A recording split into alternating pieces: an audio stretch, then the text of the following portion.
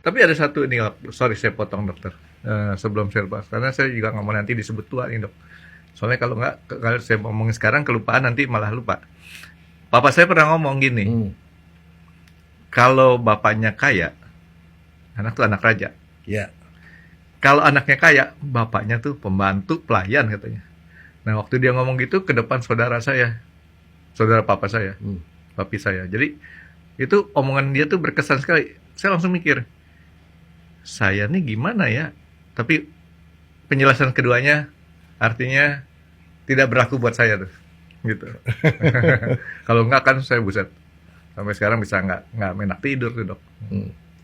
Oke dok, terus dok. Nah, jadi itu artinya kita mesti ingat bahwa tingkat kesabaran kita tuh harus lebih tinggi pada saat kita ngadepi orang tua. Orang tua itu bukan orang yang sudah lebih dewasa dari kita, bukan. Dia kembali lagi seperti anak-anak. Setelah 60 kira-kira dok, Ya. Nah itu biasanya makin cepet tuh kalau dia makin nggak punya aktivitas, Frankie. Orang biasanya memburuk sekali pada saat dia sudah mulai hilang dari sosialisasi. Nanti saya masih lama dok, 38 tahun lagi dok.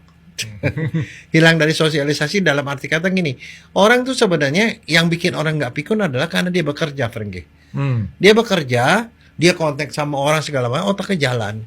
Tapi pada saat dia mulai pensiun, nah itu sayangnya di Indonesia pensiun kita terlalu muda, Frankie. 58 sudah pensiun, 60 sudah pensiun. Sekarang ya paling-paling 65 lah. Jarang-jarang yang 70 tahun masih aktif. Dan saya lihat orang yang masih aktif pada usia di atas 65, itu biasanya mereka itu masih bisa menjaga kebugaran dan kesehatannya itu jauh lebih panjang. Nah, yang paling parah adalah kalau orang sebenarnya tinggal di rumah. Nah, itu seperti waktu itu kita pernah ngomong.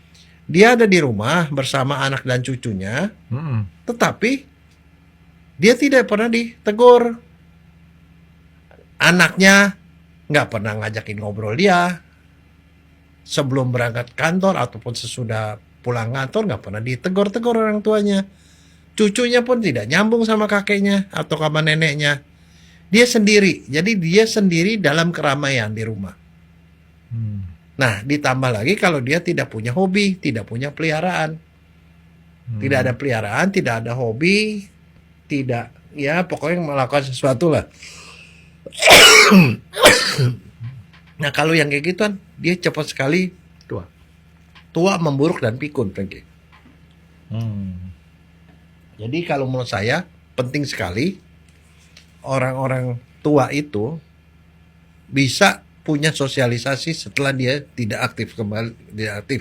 Dok, emang kita punya fisik kalau nanti bertambah itu selain daripada dia punya kecepatan nih dok ya, otak kita menurun tuh dok?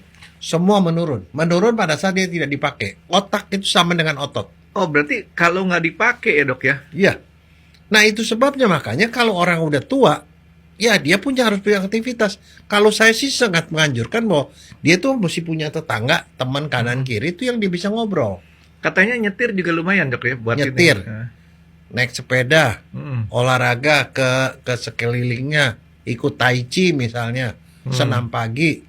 Ikut aja kalau misalnya dia punya aktivitas keagamaan, pergi ke masjid, ikut pengajian. Barangkali saya tidak tahu ikut pengajian.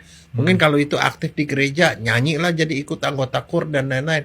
Itu akan membuat dia menjadi lebih hidup. Atau dia punya peliharaan.